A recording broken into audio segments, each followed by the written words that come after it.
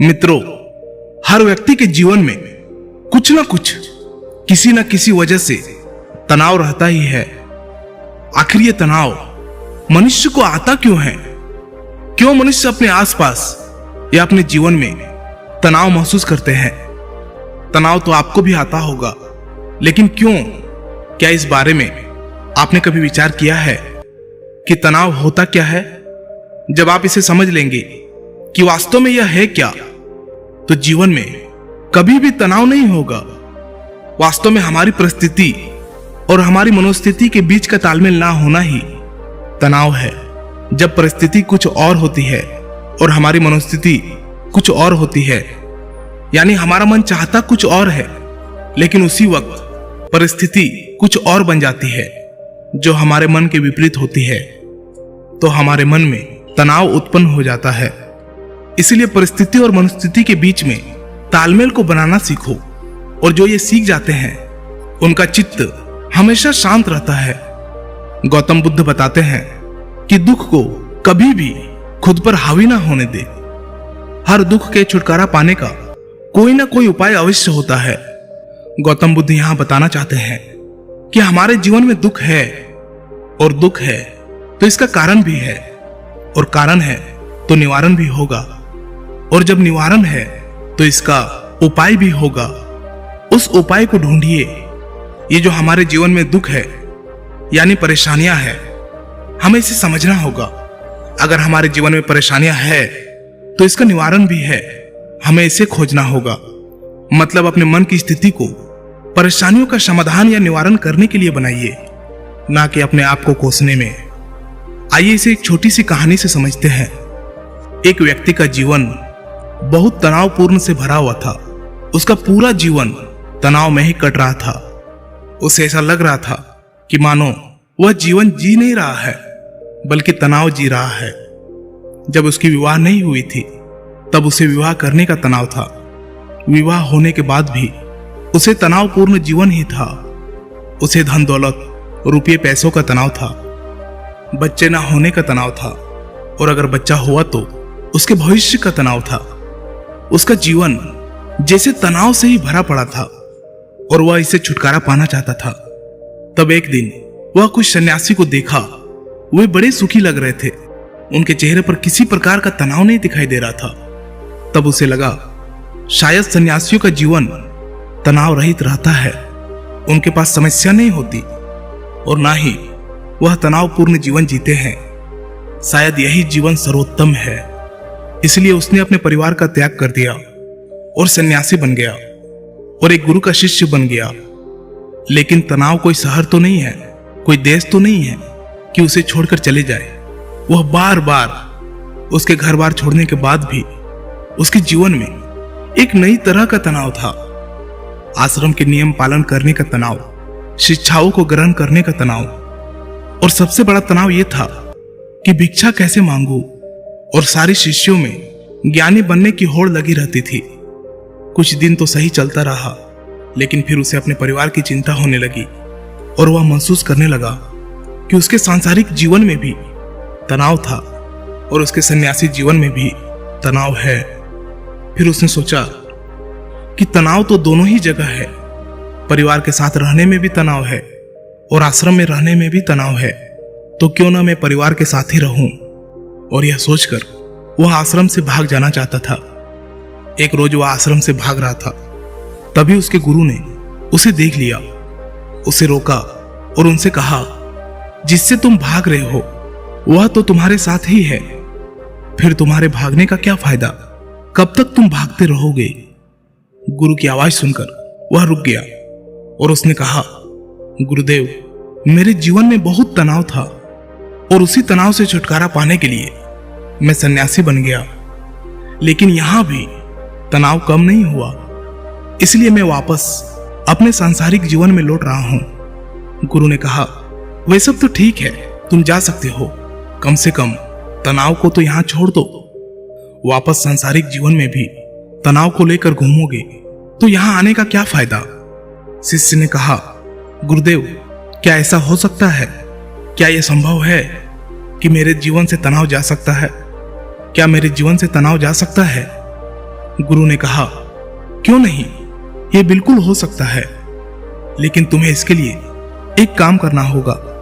तुम जाओ और किसी एक व्यक्ति को ढूंढ कर लाओ जिसके जीवन में तनाव ना हो।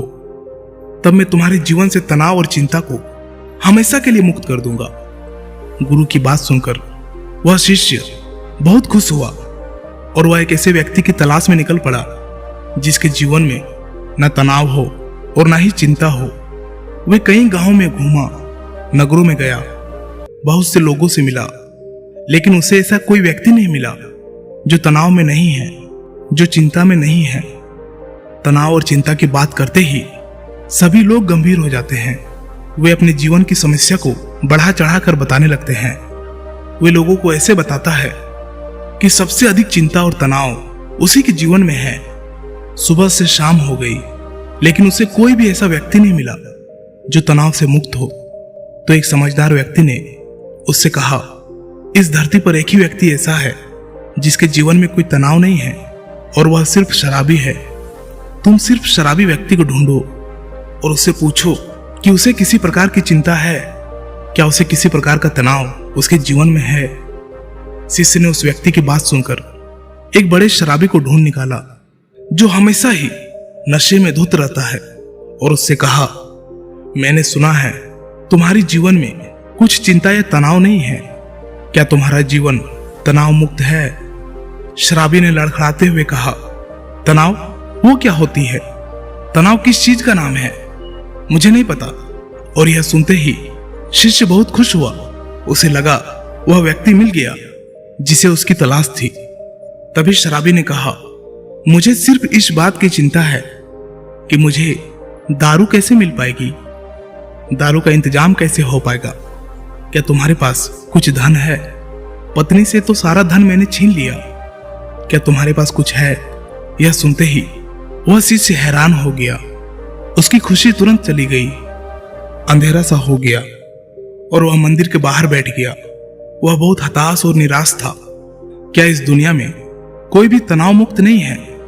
तभी एक छोटा सा बच्चा उसके सामने आया और उस बच्चे ने कहा, गुरुजी, भूख लग रही है, कुछ खाने को मिलेगा? उस शिष्य ने उस बच्चे की तरफ देखा और कहा, तुम जैसे छोटे बच्चे के जीवन में भी चिंता और तनाव है तो बड़ों का क्या हाल होगा? बच्चे ने कहा, चिंता और तनाव नहीं, भूख है, भोजन मिलेगा। वह शिष्य बच्चों की बात सुनकर बड़ा खुश हुआ, जैसे उसे कुछ बड़ा मिल गया हो। उसने अपनी झोली से तुरंत भोजन निकाला और अपने बच्चे को दे दिया, और वह शिष्य भागकर गुरु के पास गया और गुरु से कहा, गुरुदेव, मैंने बहुत ढूंढा, मुझे एक भी व्यक्ति ऐसा नहीं मिला जो चिंता मुक्त हो, तनाव मुक्त हो।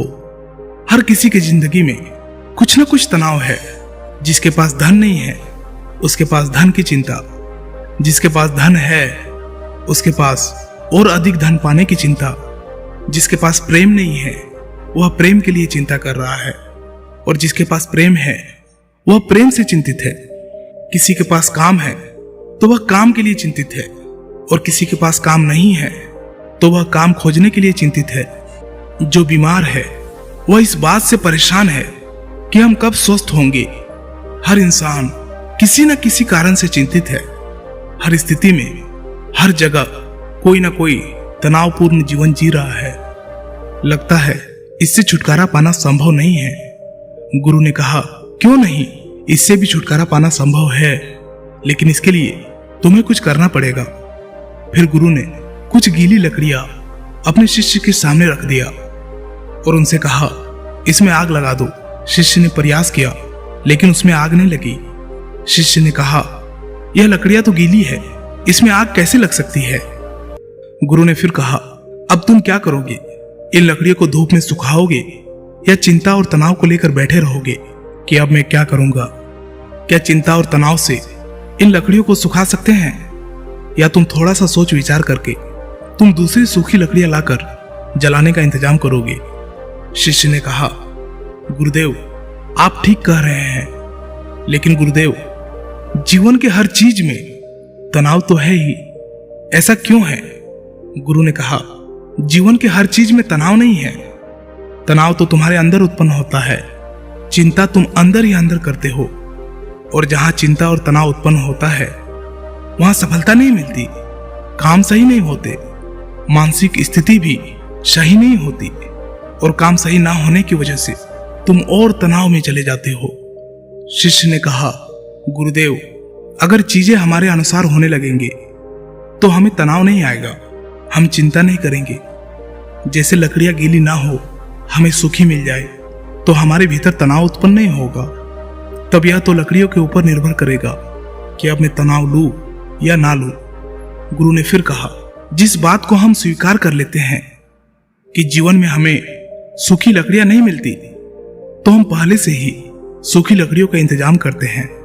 और अगर हमें सूखी लकड़ियां ना भी मिलती हो तो हम सब्र रखते हैं और विचार करते हैं कि सूखी लकड़ियां क्यों नहीं मिली, मुझे गीली लकड़ियां ही क्यों मिली, और हम उस गीली लकड़ियों को सुखाने का प्रयास करते हैं, ना कि अलग अलग कल्पना में खो जाते हैं, अलग अलग चिंताओं का घेरा बना लेते हैं कि सूखी लकड़ियां क्यों नहीं मिली, वह हमें क्यों नहीं मिली, हमें कब तक मिलेगी, अब मेरा क्या होगा।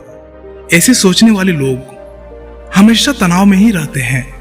जीवन में कुछ परेशानियां होती है और कुछ समस्या हम खुद बना लेते हैं, जबकि वह समस्या वास्तव में होती ही नहीं है। शिष्य ने कहा, गुरुदेव, मैं कुछ समझा नहीं।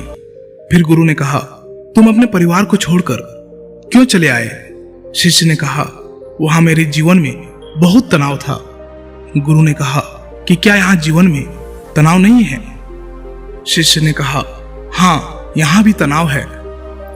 फिर गुरु ने कहा, अगर तुम्हारे अंदर हर काम को लेकर यह भाव उठते हैं कि यह कैसे होगा, मैं कैसे करूंगा, मैं इसका हल चाहता हूं, मैं कैसे सामना करूंगा, मैं चाहता हूं लेकिन मैं ये कर नहीं पाऊंगा, यह मेरे साथ ही क्यों होता है, ऐसा ना होकर ऐसा हो जाए, मुझे कोई ना देखे, मैं छिप जाऊं, किसी का मुझ पर ध्यान नहीं जाए, अब मेरा क्या होगा, ये मैं कहां फंस गया। क्या यही भाव तुम्हारे भीतर तुम्हारे परिवार के साथ आश्रम में भी नहीं उठते?